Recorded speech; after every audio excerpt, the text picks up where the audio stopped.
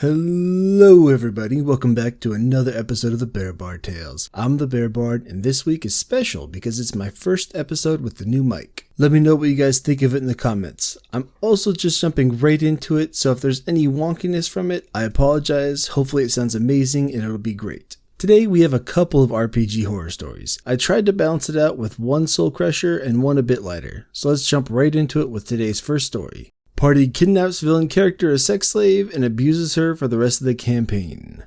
Yes, I already hate myself. I posted a horror story a few days ago and it went well, so here's one from my very first D&D game ever. It is important to note that I was 15 at the time. I had really been wanting to get into D&D, and one of my friends was a DM for a long time running campaign, so I asked him if he wanted to run a campaign with me. He and I were friends from anime conventions, and had a few mutual friends from there that he invited. Most of them were in their 30s or late 20s, which I know already sounds bad since I was so young, and to be honest, I wasn't super comfortable with them most of the time, but I said yes anyway since I wanted to get into the game. Flash forward to our first game. I made a Dragonborn warlock who was part of what used to be a massive cult to Tiamat. I didn't realize she was the evil dragon and was trying to restore it to its full original power. First session honestly went great. We had decent chemistry and we worked well together to solve the puzzles and fight enemies. First session was also when we encountered who I'll call Sheila, the main character of the first arc of the campaign. She was the worshipper of an evil god and was, similar to my character, trying to make her cult more powerful. She was a sort of sexy enchantress who lured people in with her charisma and charm. A few sessions in, we encounter her and have a really tough boss battle against her, essentially closing off the arc and finding information about other leaders of the cult in her hideout. What I didn't expect when we beat her, however, was that two of the other players in the group would almost immediately say about her now unconscious body, I rape her. Not even trying to hide it behind a veil of misleading words or anything. They straight up admit to what they're doing and say, she almost killed us. She deserves it. Yo, OP, get it on this. She stabbed you in the leg. Show her what's up. Being 15, I caved to the peer pressure and very reluctantly said, okay. They proceeded to describe what they did to her body in pretty gruesome detail, while I just stayed quiet for a few minutes. I honestly didn't realize how fucked up it was at the time. I was just kinda shocked. From this session onwards, they had her tied up with us and basically did whatever they wanted to her, and sexually and physically abused her whenever they wanted. And for some fucked up reason, the DM was fine with this, and even had her fall in love with one of the players who suggested the whole thing. The players would constantly describe themselves touching her privates while the DM roleplayed her as saying no but actually liking it, followed by scenes of them hitting her because she tried to escape or disobeyed their orders. The worst part was probably that they would pressure me into participating. It was a fucked up way for them to enact the fantasies they have about how they really want to treat women in their lives. I left after 5 more sessions of this, and I haven't spoken to them since. And scene.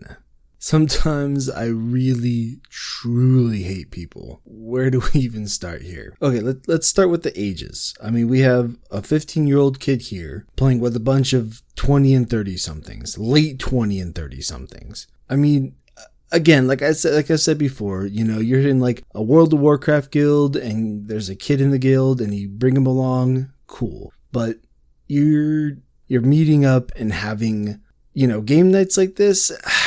It's a little questionable, but I could even let it go in certain circumstances. But these people, they're getting sexual. So they're bringing a kid into their group and talking about stuff that you don't talk to kids about. You know, I mean, I get it. The kid's 15, but he's a 15-year-old kid. You know, you got to start there. You know, these guys need to not be there. This kid also needs to not be in that situation, but I get it. You know, there's that level of peer pressure, especially when you're that age and you got these people who are older. You know, a lot of times that age difference is enough to look at it like an uncle. You know, you want to try to impress these people. You know, it's hard to say no, but yeah, I mean that's a huge red flag. You know, these older cats out here playing with, you know, kids, but this is shit we just need to get rid of. You know, I get it. There's table for everybody. There's table for everyone with all kind of interests and this, that, the other. But when you get into subject matter like this, it just needs to be shut down. I get the argument people make, like, well, at least it's fantasy, not reality. And in some cases that's there. You know, I'm a huge gamer. You know, I'm down. You know, people go play GTA so they don't shoot people. That's great. That's fine. But something like this where you're fantasizing and almost in a fetish way, you know, this is not okay. This is not okay. This is something that we need to stop in its tracks and just get it out of here. And I know not everyone's going to agree with that, you know, and that's unfortunate. I hope that more people will agree than disagree, but this is something that we just need to, when we see it, we need to just cut it. You know, in this, again, you know, OP, he was a kid. He was 15. I mean, he should know better. By 15, you know, I hope that my son knows better, you know, than to see this and go along with it. But again, it's so tough with adults, you know, having these adults around you, because he's a kid. He wants to show off. He wants to, hey, you know, I want to be here. I want to be cool like these guys. You know, there's an element of that. The one redeeming thing I can say about this is that at least the OP now looks back and knows better. You know, that's a starting point. Like, if we're not maybe stopping these when we should, at least we can hopefully learn from it and be better in the future and know that we did wrong and we need to just do better. But enough about that one. Next, we have a little lesser of a horror story. This one's titled, You Can't Have Ohana Means Family Your Way Out of This One. With that title, it just makes me think of Stitch from Lilo and Stitch. Ohana. Ohana mean family.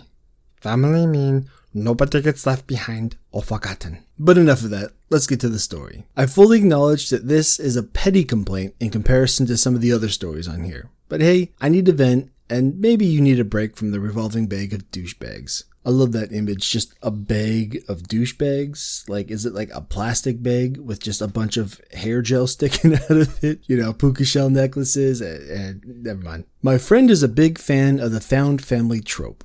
Actually, perhaps it would be better to say that she is a big enforcer of the found family trope. We've been playing a few different campaigns and one-shots and such together.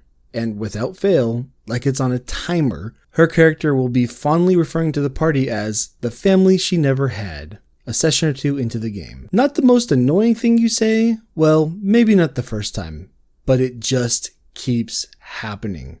No matter the circumstances, her character, the other party characters.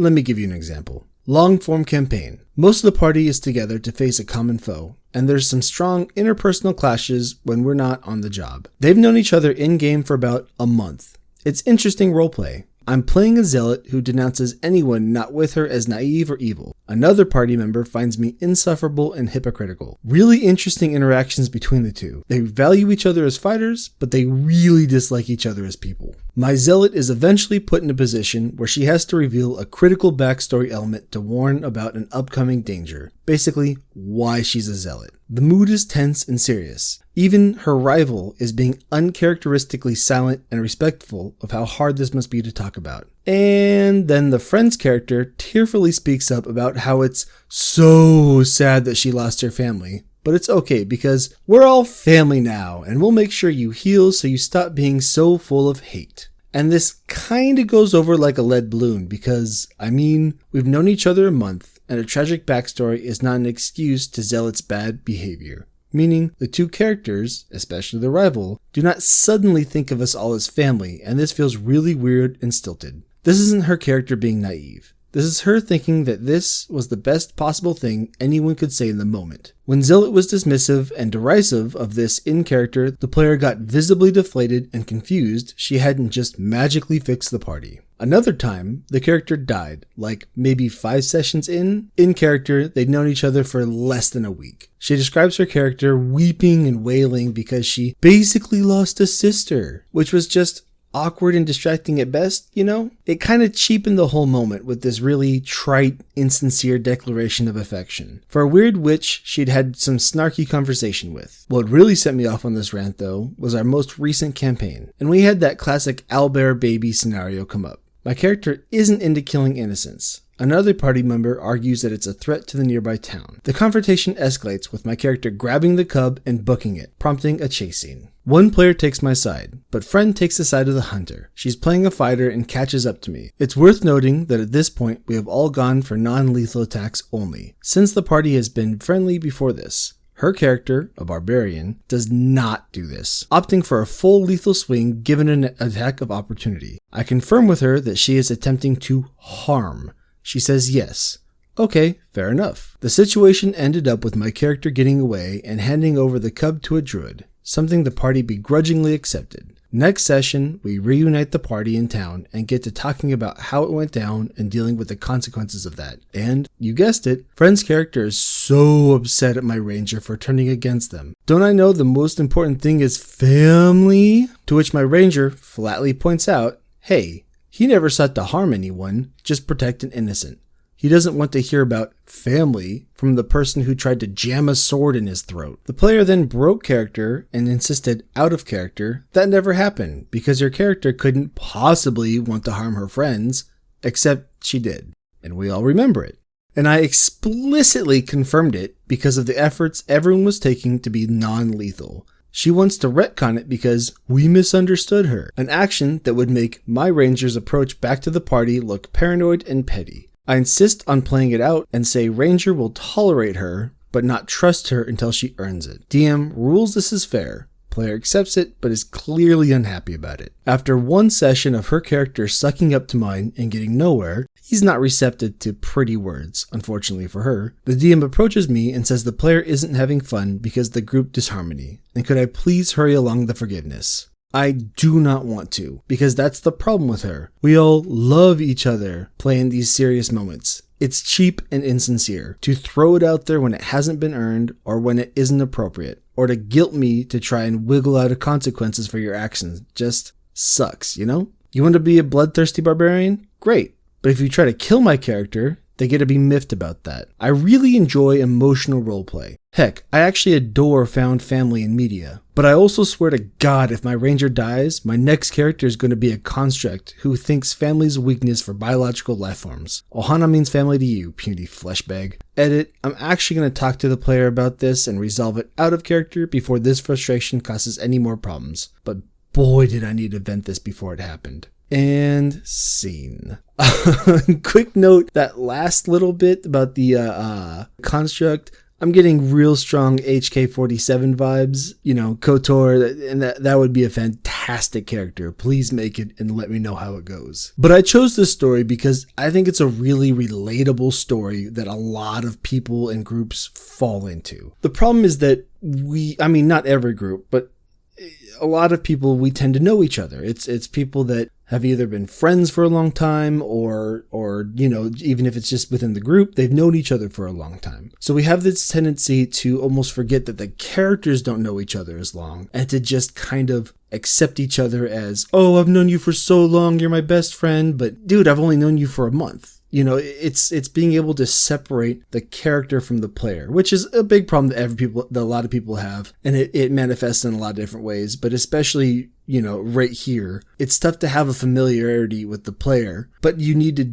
disconnect it from the character. It's especially tough when you have a player that plays a lot of the same character, you know, because even if you have different characters, but they all act the same, it makes it even tougher for people to separate it. And in this case, you know, I don't know their situations at all, but it's probably something with this girl really wanting to feel like a family. You know, that's a big possibility, at least, you know, that maybe she really is out there looking for that family and this is the way she gets it, you know, but that's again something that she should communicate out of character so that people are ready for it, and maybe set it up in character that they would feel that way, you know, even if in game they're not, you know, they're only together for so long, they've known each other out of game for a while, so they have that connection. Even if she only has it with, say, one player, she can get that and then it can grow there. You know, maybe they need to work with her on developing that organically instead of just trying to force it. One thing I like to do, and I think that a lot of people should do, is really